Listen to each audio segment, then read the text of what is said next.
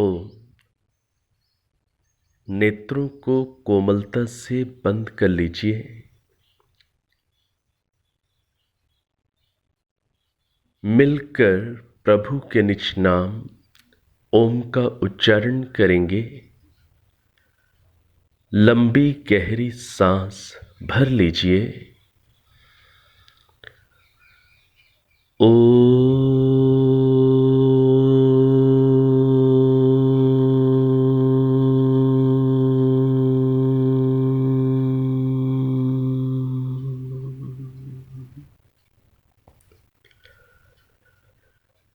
सहना भवतु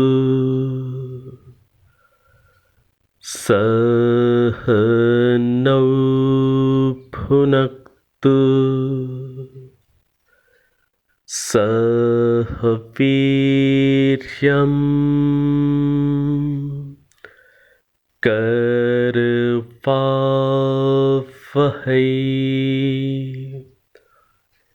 तेजस्विनावधीतमस्तु मा विद्विषावहै। ओम शांति शांति शांति।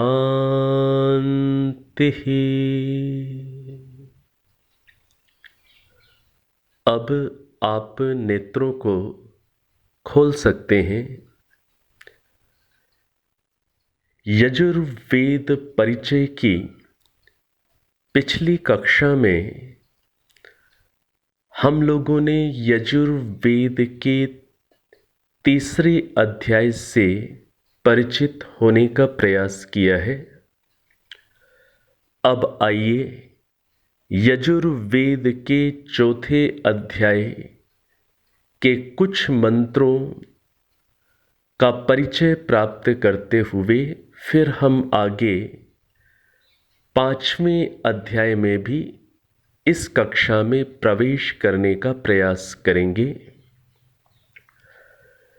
यजुर्वेद के चौथे अध्याय का 28वां मंत्र बहुत ही प्यारा मंत्र है। बहुत सुंदर प्रार्थना से युक्त ये मंत्र है। परिमाग्ने दुश्चरितात् बाधस्वा मां सुचरिते भज उदायुषा स्वायुषोद स्थाममृताम अनु। बहुत ही सुंदर भावनाओं से युक्त यह मंत्र है। इस मंत्र के अंदर जो प्रार्थना की जा रही है उसको पहले आप भावार्थ में देखिए। महर्षि दयानंद सरस्वती जी भावार्थ में लिखते हैं, मनुष्यों को योग्य है कि अधर्म के छोड़ने और धर्म के ग्रहण करने के लिए सत्य प्रेम से प्रार्थना करें, क्योंकि प्रार्थना किया हुआ परमात्मा शीघ्र अधर्मों से छुड़ाकर धर्म ही में प्रवृत्त कर देता है। परंतु सब मनुष्यों को यह करना अवश्य है कि जब तक जीवन है तब तक धर्माचरण ही में रहकर संसार व मोक्ष रूपी सुखों को सब प्रकार से सेवन करें। इस भावार्थ में जो बातें आई हैं उनको हम समझने का प्रयास करेंगे और इस मंत्र का हम लोग पदार्थ भी पढ़ेंगे। और पदार्थ पढ़ने से पूर्व मैं इस मंत्र का पुनः एक बार उच्चारण कर रहा हूँ। आपके समक्ष पुस्तक हो तो आप उसमें अवश्य देखें।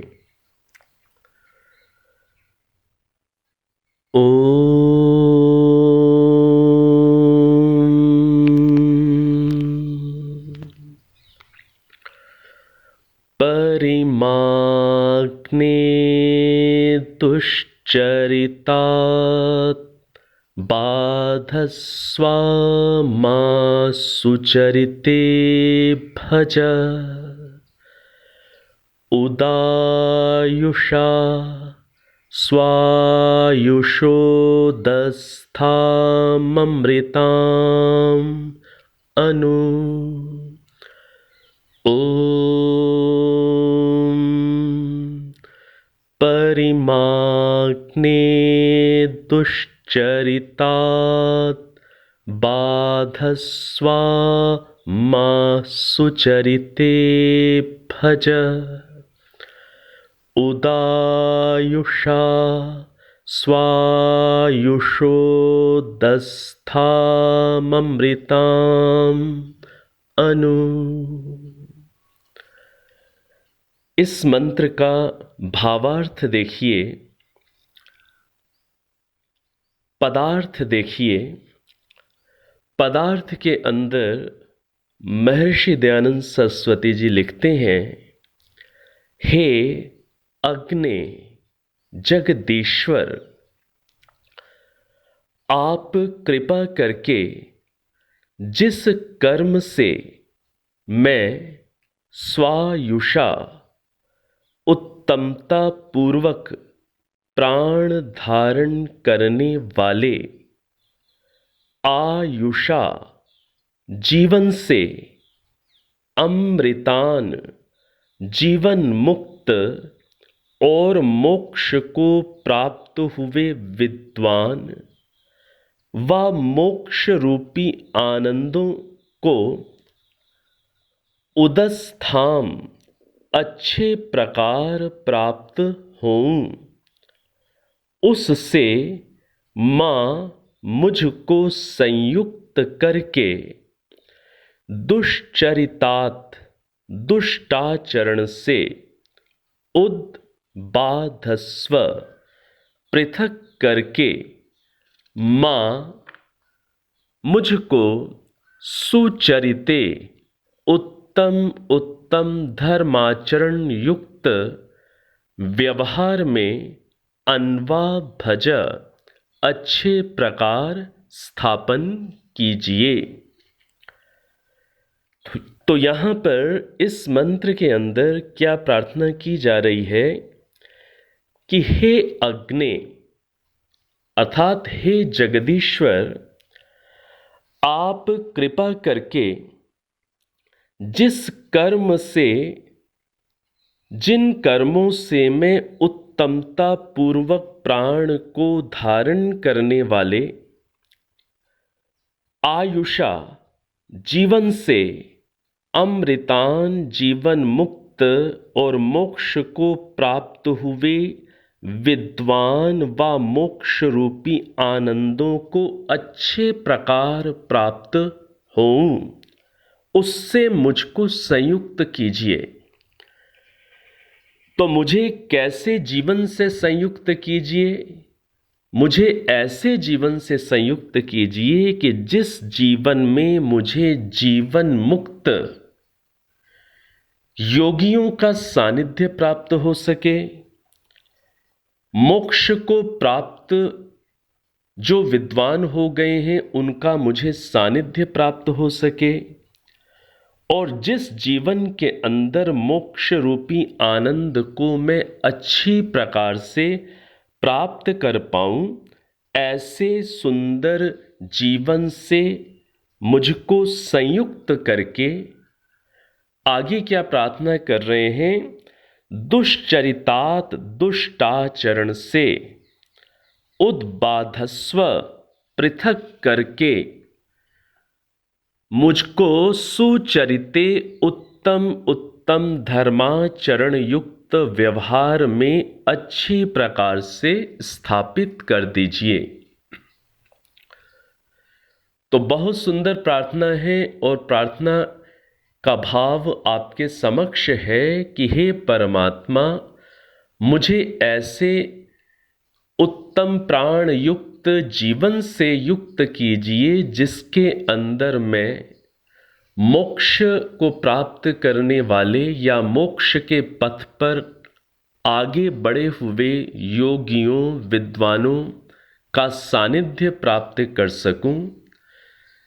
मैं मोक्ष रूपी आनंद को ध्यान समाधि के अंदर जो सुख आनंद योगी लोग अनुभव करते हैं, मैं ऐसे सुख आनंद से भी अपने इस जीवन में युक्त हो सकूं और उसके साथ साथ मैं दुष्ट आचरण से पृथक होता हुआ जो सत्य धर्म आचरण युक्त व्यवहार है उसमें मैं स्थिर हो जाऊं, उसमें मैं स्थापित हो जाऊं। ऐसी आप मुझ पर कृपा करें, ऐसी आप मेरी सहायता करें। तो बहुत सुंदर भाव हैं।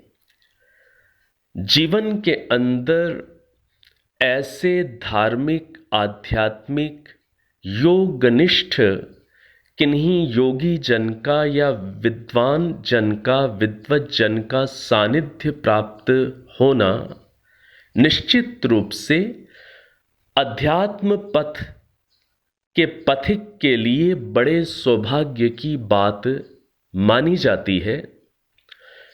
तो हम अध्यात्म मार्ग के पथिक जीवन के अंदर आध्यात्मिक रहस्यों को सुलझाने वाले और अध्यात्म मार्ग के अंदर क्रियात्मक रूप से बड़े हुए विद्वान और योगियों का हमें जीवन में सानिध्य प्राप्त हो सके और हम जीवन में दुष्ट आचरण से पृथक होकर सद आचरण में हम स्थित हो पाएं, ऐसी हमारी परमेश्वर से बारंबार प्रार्थना है कि ऐसा संभव हो सके।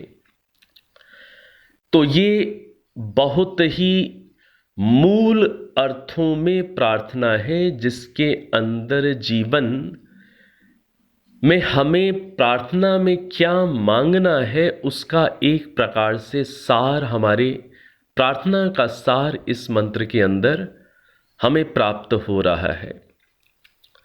तो हमें जीवन में वो बहुत सौभाग्यशाली हैं जिनका जन्म ही ऐसे परिवारों में हुआ कि जिन परिवारों के अंदर ऐसे मार्गदर्शक योगी या विद्वान उपलब्ध हैं, वो तो बहुत ही सौभाग्यशाली हैं कि जिनको कुल परंपरा से ऐसी जगह जन्म प्राप्त हो रहा है जहां पर बाल्यकाल से ही उन्हें उचित आध्यात्मिक दिशा में वैदिक मार्गदर्शन प्राप्त हो रहा है।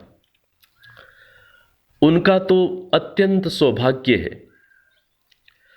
और बाकी सत्य के अन्वेषक, सत्य के खोजी, जब सत्य की खोज में जिस प्रकार से महर्षि दयानंद सरस्वती जी सत्य की खोज में निकले और सत्य की खोज में कई महानुभावों के संपर्क में आते आते भटकते भटकते जब उन्हें एक वास्तविक एक सच्ची परंपरा के विद्वान प्राप्त हुए, मार्गदर्शक प्राप्त हुए, तब उनका जीवन धन्य बनना शुरू हुआ। ऐसे ही हम अध्यात्म पिपासुओं को जीवन के अंदर जब सत्य को खोजते खोजते आध्यात्मिक पक्ष के, आध्यात्मिक विज्ञान के क्रियात्मक पक्ष को खोजते खोजते थ्योरी के रूप में शाब्दिक स्तर पर अच्छे ग्रंथों से जुड़ पाना बहुत अच्छी बात है कि हम ऋषि परंपरा के ग्रंथों से युक्त हुए। और उससे भी अच्छी बात तब हो जाती है जब हम आर्ष ग्रंथों के अंदर जीवन को धन्य बनाने के लिए जिस क्रियात्मक पक्ष को जानना जरूरी है, जिन विधियों को, जिन प्रैक्टिकल्स को जानना जरूरी है, जब हमें जीवन में ऐसे भी लोग प्राप्त हो जाएं कि जो ब्रह्म विद्या के, अध्यात्म विद्या के क्रियात्मक, प्रायोगिक और व्यवहारिक पक्ष को भी हमें खोलकर हृदयंगम कराने में सक्षम हो, ऐसे लोगों की प्राप्ति हो जाने पर फिर तो हमारे जीवन में मुख्य बात होती है हमारे पुरुषार्थ की, कि हम अब उचित विधियों के माध्यम से पुरुषार्थ कर जाएं, आर्ष ग्रंथों में और गहराई से गोता लगाते हुए आध्यात्मिक ताकि क्रियात्मक पक्ष को, ध्यान, समाधि, धारणा आदि के क्रियात्मक पक्ष का अनुष्ठान करते हुए फिर हम जितनी मेहनत कर जाएंगे उतना ही हमारा जीवन सत्य में स्थापित होगा, सत्य धर्म आचरण में युक्त होगा और स्वतः दुष्ट आचरण से दूर होता चला जाएगा और हम जीवन में मोक्ष मार्ग पर आगे से आगे बढ़ते चले जाएंगे। फिर बात हमारे पुरुषार्थ की आती है, फिर बात हमारे डिटर्मिनेशन की आती है, तप की आती है, त्याग की आती है कि हम कितना समय लगाने को तैयार हैं, हम कितना परिश्रम करने को तैयार हैं,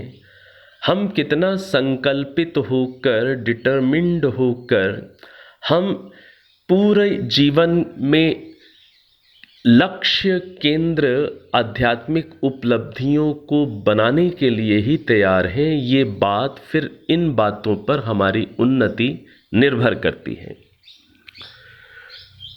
भावार्थ के अंदर महर्षि ने बहुत ही स्पष्ट रूप में ये बात लिखी है कि जब अधर्म को छोड़ने के लिए और धर्म को ग्रहण करने के लिए जब व्यक्ति सत्य प्रेम से प्रार्थना करता है तो प्रार्थना किया हुआ परमात्मा ऐसे प्रार्थी के, प्रार्थना करने वाले के अधर्मों को छुड़ाकर उसे धर्म की ओर प्रवृत्त कर देता है। ये बहुत ही महत्वपूर्ण संदेश है, मार्गदर्शन है यहाँ पर ऋषि का,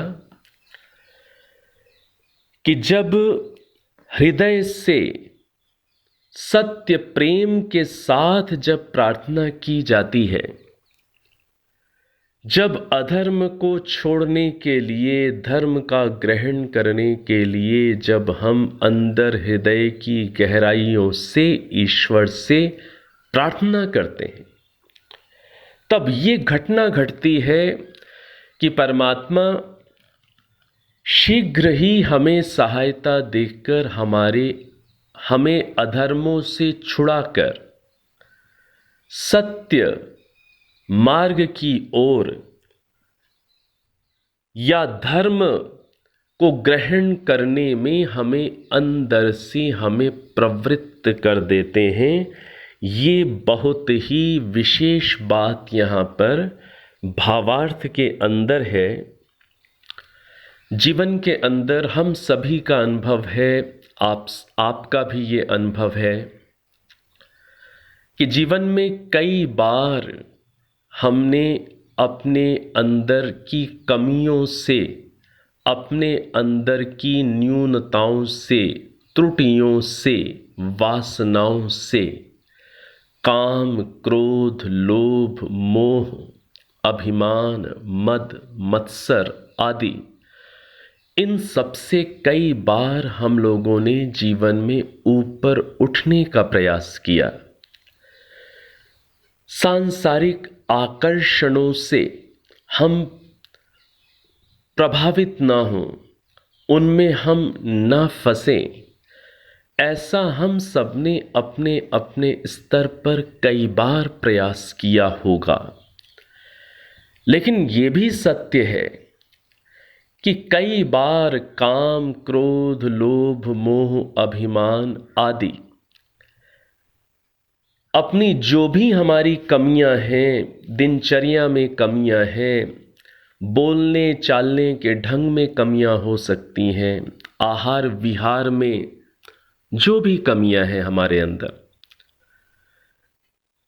मानसिक स्तर पर कमियां हैं, वाणी के स्तर पर कमियां हैं, शारीरिक स्तर पर हमारे अंदर कई कमियां होती हैं, भावनाओं के स्तर पर भी कमियां होती हैं, इच्छाओं के स्तर पर भी कमियां होती हैं।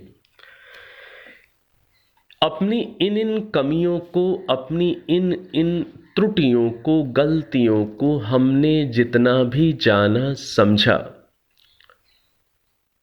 आध्यात्मिक विकास के प्रति जागरूक रहने वाले हम सब ने अपने अपने स्तर पर जीवन में कई प्रयास भी किए, कई संकल्प भी लिए, अपनी त्रुटियों से, गलतियों से, न्यूनताओं से ऊपर उठने का हमने प्रयास भी किया है। लेकिन ये भी सत्य है, ये शायद ये बात सभी के अनुभव में होगी, ये भी सत्य है कि हम पूरा नहीं छूट पाए, अभी तक हम लोग पूरा नहीं छूट पाए। हम अपनी गलतियों से कुछ काल के लिए बाहर निकल जाते हैं, अपनी आदतों पर, वासनाओं पर कुछ काल के लिए हम विजय प्राप्त कर लेते हैं, लेकिन ये भी हम सबका अनुभव होता है कि फिर हम कभी न कभी फिर हम उसी प्रकार की त्रुटियां कर बैठते हैं, उसी प्रकार की न्यूनताओं से फिर स्वयं को युक्त कर लेते हैं। और ऐसे करते करते कई बार व्यक्ति को ऐसा लगता है कि मैं अपनी कमियों पर, अपनी त्रुटियों पर या इन काम, क्रोध, लोभ, मोह, अभिमान आदि वासनाओं पर, अविद्या पर मैं कभी भी विजय प्राप्त पूरी नहीं कर पाऊंगा। कई बार व्यक्ति को ऐसा लगने लग जाता है कि जो पूर्ण विजय है, जो एक स्थायी स्थिर उपलब्धि है कि हां अब मैं बिल्कुल छूट गया, ऐसी जो उपलब्धि है वो शायद मैं ना कर पाऊं। कई बार व्यक्ति को अंदर ऐसा अनुभव होने लग जाता है।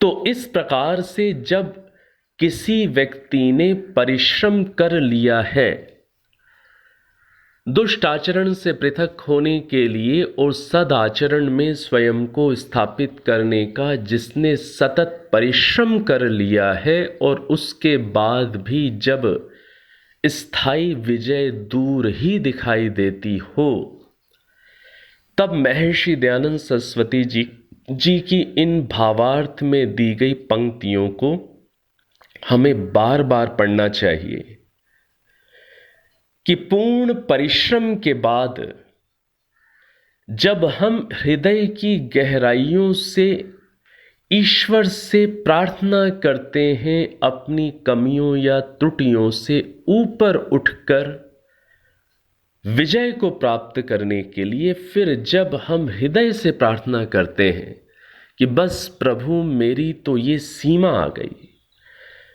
उठता हूं, कुछ चलता हूं, फिर गिर जाता हूं, यही हाल ना जाने कितने वर्षों से बना हुआ है प्रभु, मैं पूरा बाहर नहीं निकल पा रहा।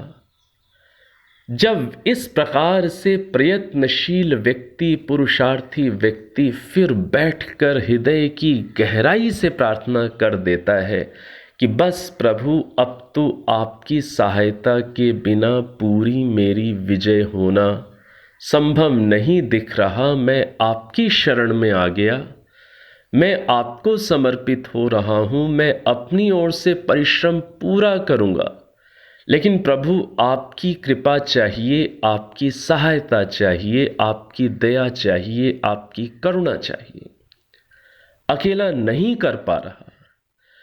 इस रूप में जब व्यक्ति हृदय की गहराई से जब प्रार्थना करता है तो ये सत्य है कि प्रभु उस प्रार्थना को अवश्य स्वीकार करते हैं और प्रभु का अंदर जो सहयोग व्यक्ति को प्राप्त होता है उस सहयोग को तो प्राप्त जिसने इस प्रकार का सहयोग प्राप्त किया है, आप में से भी कई लोगों ने प्राप्त किया है, वो उस बात को हृदय से अनुभव करते हैं, समझते हैं कि जिन चीज़ों से मात्र अपने परिश्रम पुरुषार्थ से हम नहीं उठ पाए ऊपर, उन चीज़ों के लिए जब पुरुषार्थ के उपरांत हमने हृदय की गहराइयों से प्रार्थना भी की तो किस प्रकार से हम उन कमियों से बाहर निकल गए, प्रभु की कृपा किस प्रकार से हुई कि पता भी नहीं चला और हम कैसे उन चीज़ों से बाहर निकल गए कि व्यक्ति को खुद पर आश्चर्य होने लग गया कि ये कैसे घटना घट गई। और तब व्यक्ति को अंदर महसूस होता है कि प्रभु किस प्रकार से सहायता कर देते हैं, प्रभु किस प्रकार से हमें अंदर संभाल लेते हैं, हमें बल दे देते हैं, हमारे मन को, हमारे हृदय को किस प्रकार से सकारात्मक रूप से तैयार करने में सहायता दे देते हैं। व्यक्ति को फिर जीवन में आश्चर्य होता है कि जिन चीज़ों से ऊपर उठने के लिए सोचते थे कि जन्म जन्मांतर लग जाएंगे, उन चीज़ों का संभव होना प्रभु की कृपा से कितनी जल्दी संभव हो गया। आध्यात्मिक विकास के पथ में भी इस प्रकार की अनुभूतियाँ बहुत लोगों की हो जाती हैं, आप में से भी कई लोगों की हुई होंगी। और केवल आध्यात्मिक विकास के पथ में ही नहीं, इसी प्रकार से जो जन कल्याण के अच्छे काम हैं, जो वेद विद्या के संरक्षण हेतु जो अच्छे कार्य हैं, जो अन्य प्राणियों को सुख देने के लिए जो भी आपकी उत्तम भावनाएं हैं, जो भी आपके उत्तम संकल्प हैं, आप अपने उन संकल्पों पर यदि आप स्थिर रहते हैं, आप परिश्रम पूरा करते हैं, मेहनत पूरी करते हैं और अंदर हृदय की गहराइयों से ईश्वर से प्रार्थना करते हैं कि हे प्रभु, ये आपका काम है, वेद विद्या का संरक्षण ये आपका ही कार्य हम कर रहे हैं। वेद विद्या में विद्यार्थियों को प्रशिक्षित करने का संकल्प, इसी प्रकार से कोई ध्यान केंद्रों का निर्माण करके सच्ची ध्यान विद्या को जन जन तक पहुंचाने का संकल्प, किसी भी प्रकार के जो शुभ संकल्प हमारे होते हैं उनके पीछे यदि हमारा भाव शुद्ध होता है, ऐषणाओं से रहित होता है, तो ये भी सत्य है कि सामाजिक सर्वोपकारी सभी कार्यों में प्रभु की सहायता भी हमें ऐसे प्राप्त होती है, हो सकती है कि व्यक्ति को आश्चर्य हो जाए कि किस प्रकार से प्रभु की सहायता से अन्य प्रभु के भक्तों में प्रभु के द्वारा दी गई प्रेरणाओं से किस प्रकार से सहायता मिली और किस प्रकार से बड़े बड़े काम संभव हो जाते हैं। तो इस चीज को समझना है, प्रार्थना का बहुत महत्व है, बहुत महत्व है। व्यक्तिगत जीवन के उत्थान विकास के लिए इसी प्रकार से आप अपने परिवार के अंदर, रिश्तेदारी के अंदर, आस पड़ोस के अंदर, निकट के समाज से संबंधित किसी भी प्रकार के उत्तम कार्यों का यदि संकल्प रख रहे हैं और उस दिशा में प्रयत्नशील भी हैं, मेहनत भी कर रहे हैं, फिर आप हृदय की गहराई से ईश्वर से प्रार्थना कर दीजिए और फिर देखिए किस प्रकार से, समय लग सकता है लेकिन किस प्रकार से आपके कार्य प्रभु की कृपा से सफल होने शुरू होंगे। तो इस रूप में प्रार्थना को बड़ी गहराई से हमें समझना है। प्रार्थना एक बहुत महत्वपूर्ण घटक है। वैदिक ईश्वर की भक्ति का प्रार्थना एक बहुत बड़ा अंग है। हाँ, उसमें कंडीशन ये है, शर्त ये है कि पहले परिश्रम चाहिए, पहले पुरुषार्थ चाहिए, और पुरुषार्थ के उपरांत जो हृदय से की गई प्रार्थनाएं हैं वो निश्चित रूप से वो सफल बनती हैं, वो लक्ष्य की प्राप्ति की ओर ले जाती हैं। ये सत्य है, 100% सत्य है ये बातें। तो इस रूप में प्रार्थना हमारे जीवन का अंग बने। बस ध्यान यही रखना है कि हमें मेहनत करनी है। अब एक चीज ये भी सत्य है, क्या हम रोज ईश्वर से रोज ही प्रार्थना करते रहें, अथवा हम रोज अधिक मेहनत पर केंद्रित हों, अधिक परिश्रम करने पर केंद्रित हों, और जब हम अपने परिश्रम से थक जाएं, बात तो यही समझ में आती है, जब हम अपने परिश्रम से थक जाएं तब ही प्रार्थना हृदय की गहराई से निकलती है। उससे पहले हृदय की गहराई से प्रार्थना, मुझे तो नहीं लगा कि बिना पुरुषार्थ के थके हुए, अपना पसीना बहाए हुए हृदय की उन गहराइयों से प्रार्थना निकल पाती है जिस गहराई की आवश्यकता है। तो जीवन के अंदर अधिक केंद्रित तो परिश्रम पर ही होना है, परिश्रम पूरा करना है। पूरे दिन भर अपनी जो भी न्यूनताएं हैं, जो भी कमियां हैं, या जिन भी सद्गुणों को धारण करने का प्रयास कर रहे हैं, दिन भर उनके लिए प्रयत्न करिए, मेहनत करिए, परिश्रम करिए, संघर्ष करिए, तप करिए, सहनशील बनिए, धैर्यवान बनिए। और दिन भर मेहनत करने के बाद जब ये लगता है कि अभी पूर्ण उपलब्धि नहीं हो पाई, जितनी आकांक्षित उपलब्धि थी नहीं हो पाई, मेरी कुछ सीमा आ रही है, मेरी शक्ति कुछ कम पड़ रही है, फिर शाम की संध्या के समय, शाम के ध्यान के समय बैठकर फिर ईश्वर से प्रार्थना करें। ऐसे जब आप प्रार्थना करेंगे तो आप देखेंगे आपको सहयोग अधिक मिलेगा। फिर परिश्रम करिए, फिर अपने आप को शुद्ध पवित्र रखने का, अच्छी योजनाओं को, अच्छे कार्यों को करने का पर पुरुषार्थ करते रहिए। फिर सुबह उठ करके या दिन में फिर प्रार्थना करिए।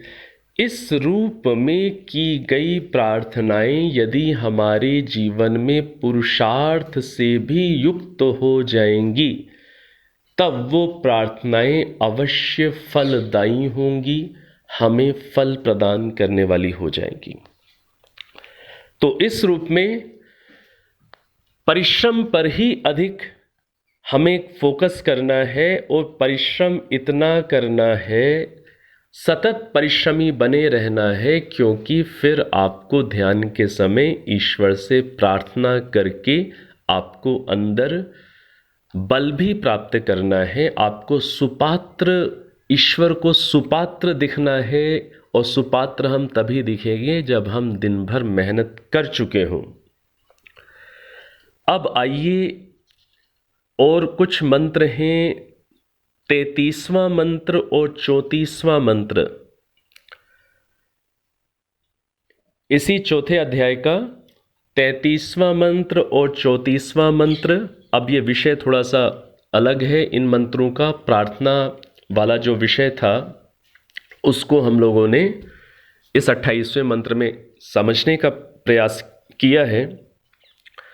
अब जो 33वां और 34वां मंत्र है, इनके केवल आप भावार्थ को देखिए। भावार्थ में क्या बात आ रही है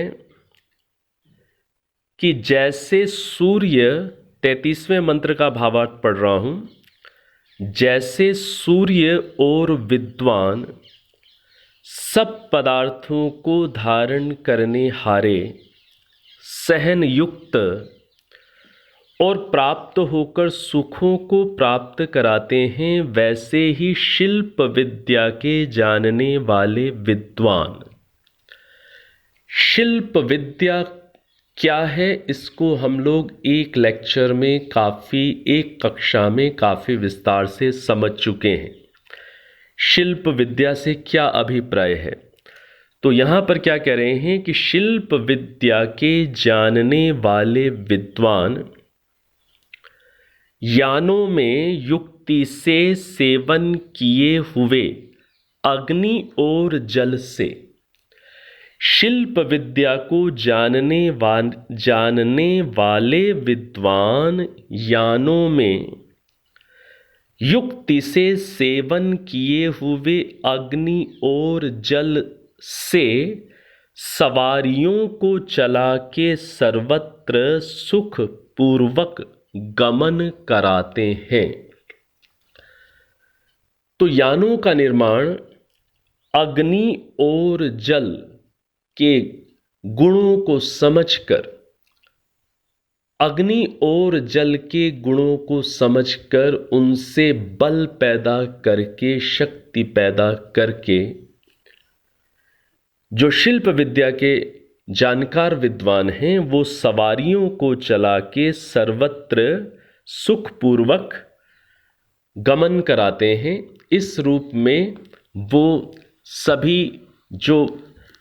सभी प्राणियों के लिए हितकर होते हैं। इस प्रकार के यानों का, सवारियों का निर्माण करते हैं और वो निर्माण अग्नि और जल के गुणों को, इस पदार्थ विद्या को जानकर विविध प्रयोगों के माध्यम से वो अग्नि और जल का जो गुण स्वभाव है उसका वो उपयोग करके, वो बल शक्ति पैदा करके वो विमानों में, यानों में गति देते हैं और सवारियों को एक स्थान से दूसरे स्थान गमन कराने की वो व्यवस्था बना देते हैं। इस रूप में वो इस मनुष्यता को सुख देने वाले होते हैं। जो 34वां मंत्र है, 34वें मंत्र का भावार्थ देखिए। मनुष्यों को योग्य है कि उत्तम उत्तम विमान आदि यानों को रच, उनमें बैठ, उनको यथा योग्य चला, शेन कहते हैं बाज, शेन पक्षी के समान, द्वीप वा देश देशांतर को जा, धनों को प्राप्त करके वहां से आ और दुष्ट प्राणियों से अलग रहकर सब काल में स्वयं सुखों का भोग करें और दूसरों को करावें। देखिए कितना स्पष्ट रूप से ये बातें लिखी हुई हैं कि मनुष्य उत्तम उत्तम विमान आदि यानों की रचना करे, उनमें बैठे, उनको यथा योग्य चलाए, और जिस प्रकार से शेन पक्षी एक द्वीप से दूसरे द्वीपों पर जाता है, इसी प्रकार से यान आदि के माध्यम से, विमान आदि के माध्यम से मनुष्य लोग भी देश देशांतर को जाएं, धनों को प्राप्त करें, व्यापार करें और अपने देश में वापिस आकर रहें, दुष्ट प्राणियों से पृथक रहें और इस प्रकार से स्वयं वो सांसारिक लौकिक सुखों को भोगने वाले हों वेदानुसार, और इस प्रकार से दूसरों को भी वो सांसारिक अनुकूलताएं, सुख आदि प्राप्त कराने वाले हों। तो देखिए कितनी स्पष्ट रूप में महर्षि दयानंद सरस्वती जी ने, और इस वेद मंत्र के अंदर कितना स्पष्ट रूप से ये निर्देश मिल रहा है कि हम इस प्रकार से जो जो भौतिक विज्ञान है उस विज्ञान में भी उन्नत हों और उन्नत होकर हम संपूर्ण मानवता को भौतिक स्तर पर भी अनुकूलताएं और सुख आदि प्रदान करने वाले हों। तो इस प्रकार के भी भाव हैं वेदों के अंदर स्पष्ट रूप से महर्षि दयानंद सरस्वती जी के भाष्य में विशेष रूप से। अब आइए अब 5वें अध्याय को प्रारंभ कर लेते हैं। चूँकि मैंने कक्षा के प्रारंभ में कह दिया है कि यहाँ 5वें अध्याय में भी हम लोग प्रवेश करेंगे, तो अभी थोड़ा सा समय है हमारे पास। तो आइए 5वें अध्याय में हम प्रवेश करें। 5वें अध्याय का जो चौथा मंत्र है, चौथे मंत्र का भावार्थ आप देखिए। 5वें अध्याय का चौथा मंत्र, भावार्थ में ऋषि लिखते हैं, मनुष्यों को योग्य है कि जो अग्नि कार्य कारण के भेद से 2 प्रकार का निश्चित, कार्य कारण के भेद से अग्नि के 2 प्रकार कौन कौन से? जो कार्य रूप से सूर्यादि और कारण रूप से विद्युत अग्नि। तो अग्नि के यहां पर 2 प्रकार बताए। कार्य रूप से ये जो सूर्य आदि हैं ये अग्नि के कार्य रूप हैं।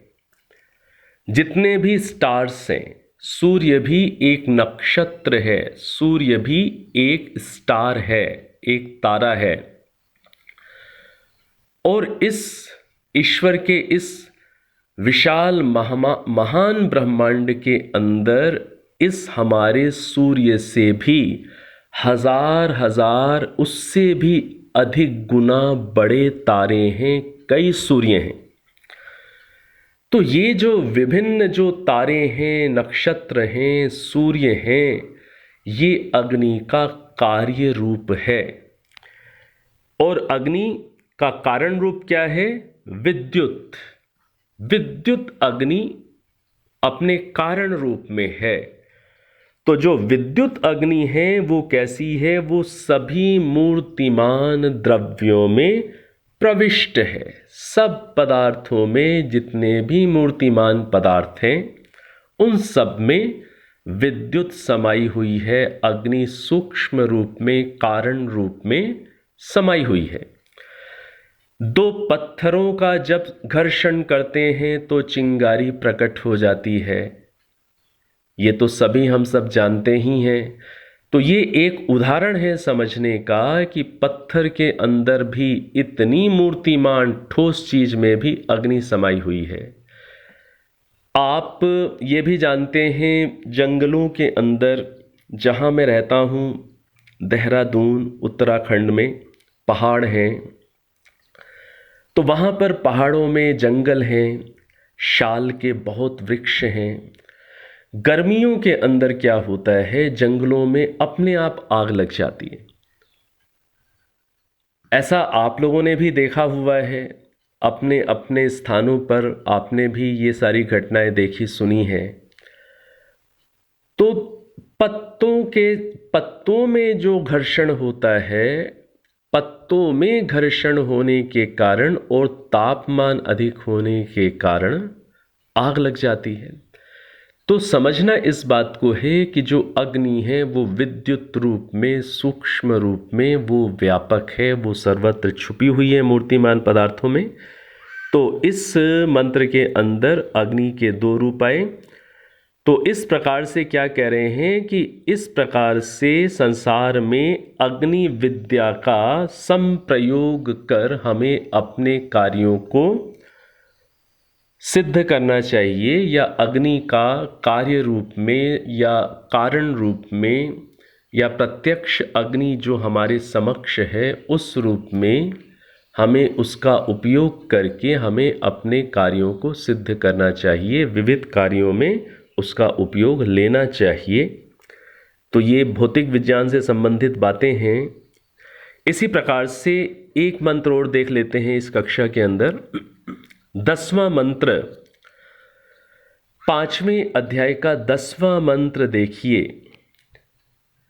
10वें मंत्र का भावार्थ देखिए। मनुष्यों को अति उचित है कि जो इस संसार में 3 प्रकार की वाणी होती है, 3 प्रकार की वाणी, जो इस संसार में 3 प्रकार की वाणी होती है, अर्थात एक शिक्षा विद्या से संस्कार की हुई, दूसरी सत्य भाषण युक्त, और तीसरी मधुर गुण सहित, उनका स्वीकार करें। तो यहां पर भावार्थ में, इस 10वें मंत्र के भावार्थ में महर्षि ने 3 प्रकार की वाणियां बताई। एक वाणी क्या है? जो शिक्षा और विद्या से संस्कृत हुई है, अर्थात जिसमें व्याकरण संबंधी, उच्चारण संबंधी दोष नहीं है, जो विद्या के माध्यम से इस प्रकार से संस्कारित है कि जिसमें उच्चारण शुद्ध है। इसी के साथ साथ सेंटेंसेस का फॉर्मेशन, वाक्य रचना सुस्पष्ट है, सुगठित है।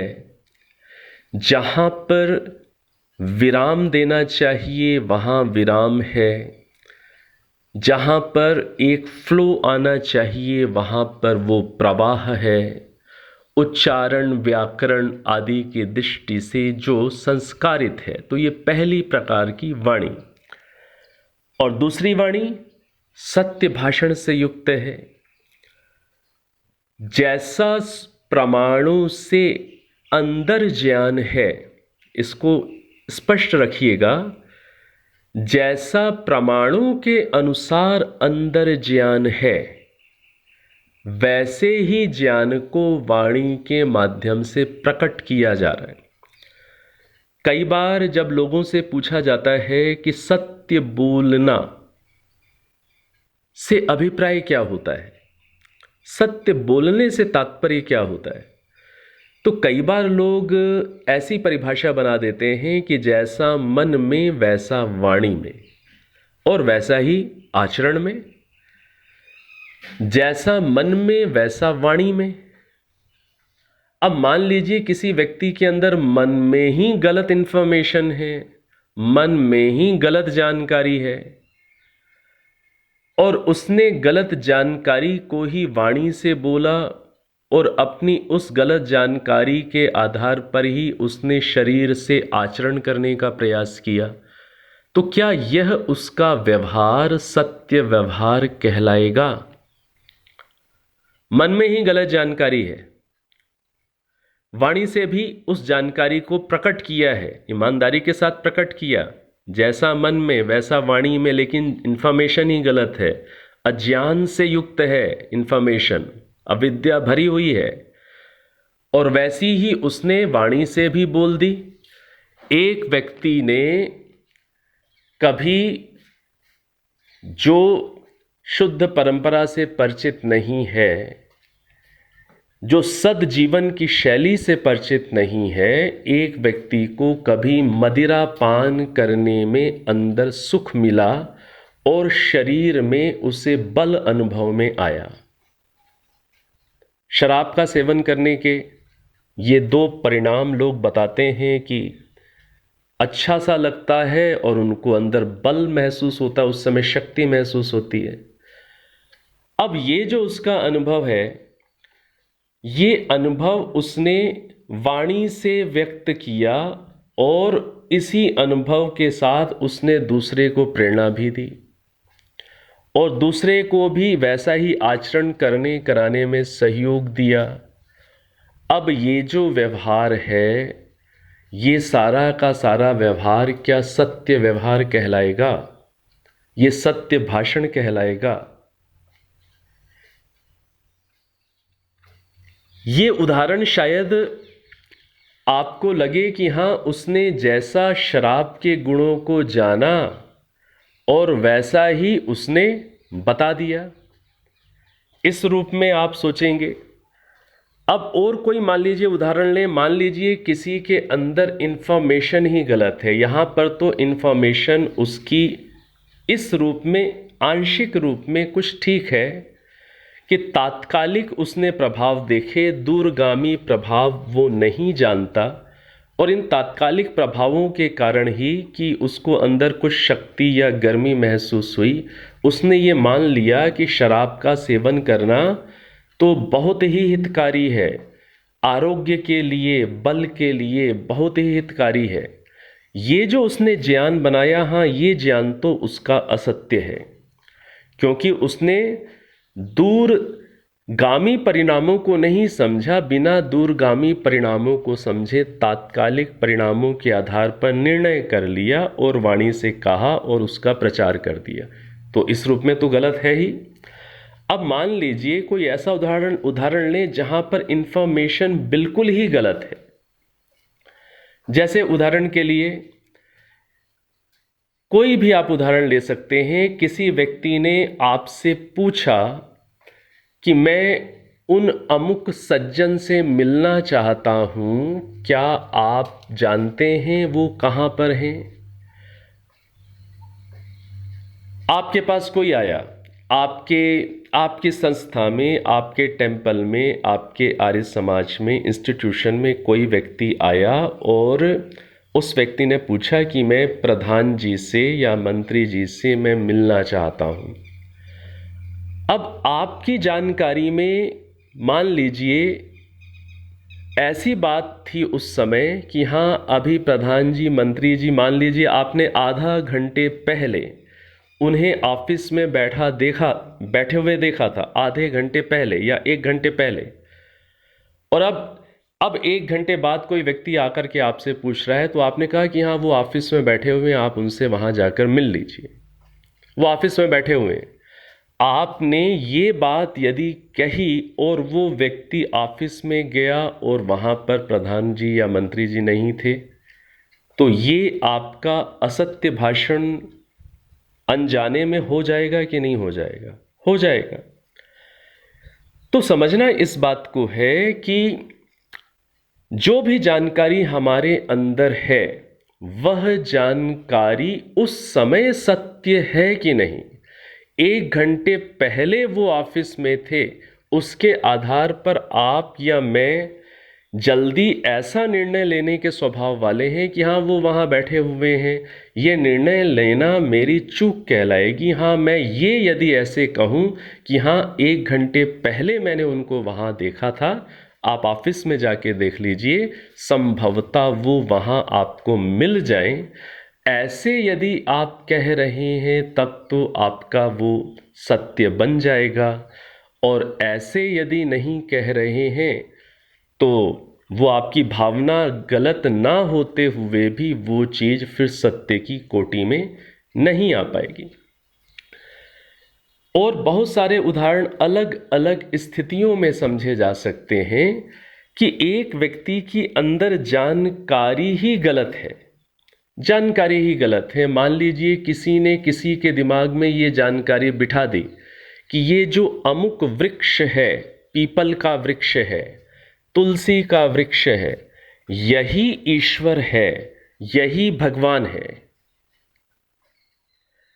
पीपल का वृक्ष, तुलसी का वृक्ष एक छोटे से बच्चे के अंदर या कन्या के अंदर माता पिता ने यदि ये इंफॉर्मेशन डाल दी कि बिटिया यही है ईश्वर, यही है परमात्मा, अब वो बड़ी श्रद्धा से उस पेड़ की रक्षा करती है या उसकी परिक्रमा करती है या उसी से मन्नतें मांगती है, प्रार्थनाएं करती है, और ऐसी ही जानकारी वो आगे की जनरेशन को देती है। तो यहां क्या है, जैसा मन में है वैसा ही उसने आगे बताया और वैसा ही उसने व्यवहार किया, तो ये सारा क्या सत्य भाषण या सत्य व्यवहार कहलाएगा? कहलाएगा क्या? नहीं कहलाएगा। इसलिए मन में जैसा है वैसा ही वाणी से बोलना मात्र इतनी परिभाषा नहीं है सत्य की।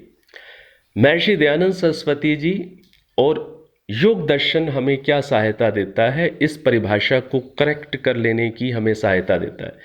परिभाषा क्या है कि प्रमाण पूर्वक जैसा ज्ञान मन में हो वैसा वाणी से बोलना और तदनुसार आचरण व्यवहार करना। प्रमाण पूर्वक जैसा ज्ञान मन में हो। अब हमारा ये दायित्व हो जाएगा, हर व्यक्ति का दायित्व हो जाएगा कि वो प्रमाणों के अनुसार, शब्द प्रमाण, अनुमान प्रमाण, प्रत्यक्ष प्रमाण, ये 3 प्रमाण होते हैं। इन 3 प्रमाणों के अनुसार वो अपने मन के अंदर पहले अपनी जानकारी को बिल्कुल ठीक रखे और फिर ठीक जानकारी को फिर वाणी से प्रकट करे, तो सत्य भाषण है। तो सत्य भाषण करने के लिए, सत्य बोलने के लिए हमें सबसे पहले प्रमाणानुसार अपने अंदर ज्ञान को स्थापित करना होगा। देखना होगा कि हमारा कौन सा ज्ञान प्रमाणानुसार है या नहीं है, उसे संशोधित करना होगा, उसे ठीक करना होगा। हाँ, फिर जब हम प्रमाण सिद्ध अंदर के ज्ञान को जब हम वाणी से प्रकट करेंगे तो वो हमारा सत्य भाषण होगा। तो इस चीज पर भी हमें काम करना है। कई बार व्यक्ति जैसा मन में वैसा वाणी में, इतने मात्र से नहीं, हमें अंदर अपने आप को चेक करना है कि हमारी मान्यताएं, हमारी जानकारियां प्रमाणा अनुसार हैं कि नहीं, प्रमाणों के अनुकूल हैं कि नहीं। फिर वाणी से हम प्रकट करेंगे तो हमारा सत्य भाषण प्रारंभ होगा। तो इन चीज़ों का भी हमें परीक्षण करते रहना है। तो जो पहली वाणी है वो कैसी है? जो शिक्षा और विद्या से संस्कार की हुई है। दूसरी वाणी कैसी है? जो सत्य भाषण से युक्त है। तीसरी वाणी क्या है? जो मधुर गुण सहित है। मधुरता भी चाहिए, विनम्रता भी चाहिए, कोमलता भी चाहिए, प्रेम का भाव भी वाणी में प्रकट होना चाहिए, आत्मीयता का भाव भी वाणी में प्रकट होना चाहिए। वाणी के अंदर मधुरता, विनम्रता, कोमलता, अपनत्व, आत्मीयता, ये सारी बातें भी होनी चाहिए। तो इस विभाग के अंदर मधुर गुण सहित जो वाणी है, इस विभाग को भी हम समझते ही हैं और उसे समझकर हमें इस प्रकार से 3 प्रकार की वाणियों से युक्त होना चाहिए। हमारा प्रयास हो कि हमारा उच्चारण भी अच्छा हो, शास्त्र अनुकूल हो, व्याकरण के नियमों के अनुकूल हो और हमारी वाणी सत्य भाषण युक्त हो। उसके लिए जैसे मैंने निवेदन कर दिया कि पहले हमारा ज्ञान, मन में जो ज्ञान है वो प्रमाणों के अनुकूल हो और फिर तीसरी चीज मधुर गुण युक्त भी हो हमारी वाणी। तो एक छोटा सा ये लेख लिखा था कि हमारी वाणी कैसी हो। हमारी वाणी कैसी हो, ये एक छोटा सा लेख लिखने का अवसर मिला था। इसमें 25 बिंदु हैं, 25 पॉइंट्स हैं और 25 बिंदुओं के आधार पर काफ़ी मेरे विचार से स्पष्टता हो पाती है हमें कि हमें अपनी वाणी कैसे रखनी है। और ये लेख आपको पुस्तक वैसे PDF पहले ही भेजी हुई है पुस्तक की। पुस्तक का नाम है सत्य सनातन वैदिक ज्ञान। ये पुस्तक का नाम है सत्य सनातन वैदिक ज्ञान। इस पुस्तक की पीडीएफ आप लोगों को भेजी हुई है। किन्हीं को ना मिली हो तो वो फिर सूचना दीजिएगा, जिससे वो फिर भिजवा दी जाएगी। और इस पुस्तक में एक पूरा आर्टिकल है, पूरा लेख है कि हमारी वाणी कैसी हो, और उसके अंदर 25 बिंदु हैं। लगभग 25 बिंदु 2 पेजेस में हैं, तो काफ़ी कुछ इन्फॉर्मेशन है कि हमारी वाणी कैसी हो, विस्तार से आपको उसमें मिलेगी। तो इस रूप में ये 10वां मंत्र हम लोगों ने देखा 5वें अध्याय का। अब 5वें अध्याय को ही हम अगली कक्षा में और लेंगे, और यदि संभव हुआ तो फिर अगली कक्षा में हम 6ठे अध्याय में प्रवेश करेंगे। अब समय तो पर्याप्त हो चुका है। अब एक बार ओम और 3 बार शांति का उच्चारण, लंबी गहरी सांस भर लीजिए। ओ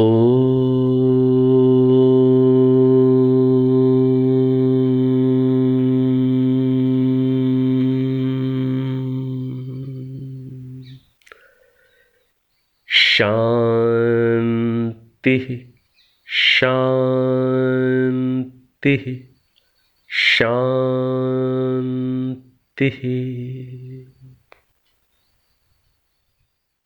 ओम।